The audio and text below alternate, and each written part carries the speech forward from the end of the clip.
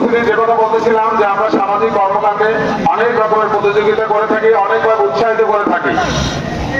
তার মধ্যে উত্তম তেলাওয়াতের প্রতিযোগিতা হয়, আযানের প্রতিযোগিতা হয়, কিন্তু আমরা এই যে সিয়াম সাধনা আমাদের জন্য, এই সিয়াম সাধনাকে আমরা প্রতিযোগিতায় কখনো দেখিনি এবং যুব সমাজকে উদ্বুদ্ধ করার জন্য আমাদের কোনো প্রয়াস নাই।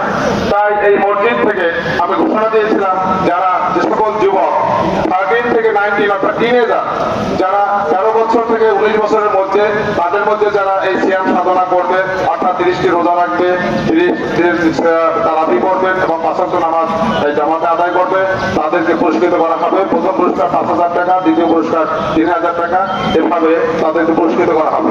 আমাদের বিচারক মন্ডলীর সিদ্ধান্ত অনুযায়ী দুজনকে আমরা এই পুরস্কারে পুরস্কৃত করছি। এই মুহূর্তে পুরস্কার দুজন আমাদের 2 ইমাম সাহেব তাদের হাতে তুলে দিবেন। এছাড়া এই ঘোষণা শুনে একটি বাচ্চা, অল্প বয়স সবে কত 7-8 বছর, ওয়াসি, সে নিয়মিত এই মসজিদে আসছে এবং এই সে মনে মনে ধারণা করছে যে আমি যদি এটা অংশগ্রহণ করি আমি পুরস্কৃত হব।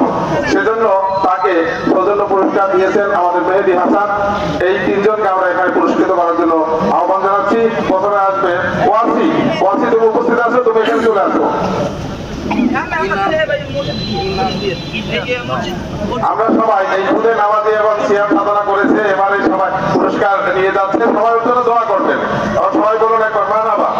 তো তার হাতে পুরস্কারটা দিয়ে দিচ্ছি। এটা মেহেদী হাসান এই পুরস্কার দিয়েছেন, তাকে এই জন্য ধন্যবাদ জানাচ্ছি এবং কৃতজ্ঞতা জানাচ্ছি।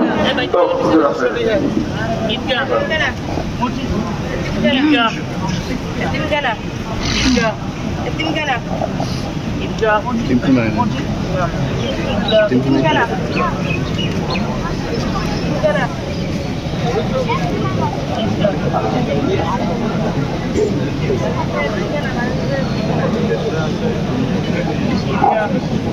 এবারে এই প্রতিযোগিতার প্রথম স্থান তৈরি করছে মোহাম্মদ সিয়াম।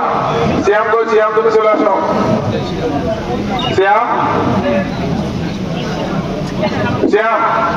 সিয়ামের পক্ষে তার বাবা পুরস্কার গ্রহণ করার জন্য তার বাবাকে অনুরোধ করছি। সিয়াম, 1 মিনিট জন্য আসো, তাহলে জলদি আসো, জলদি।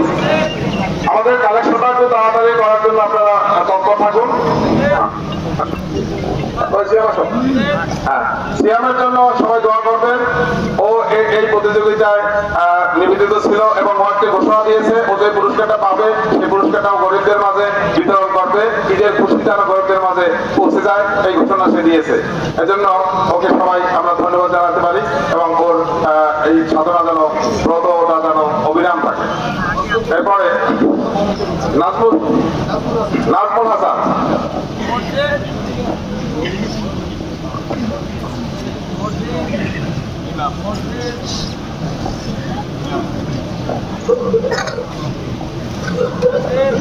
সবাইকে উপস্থিতি, আপনাদের কাছে ক্ষমা চেয়ে নিচ্ছি এই সময়টুকু ব্যয় করার জন্য। ধন্যবাদ সবাইকে।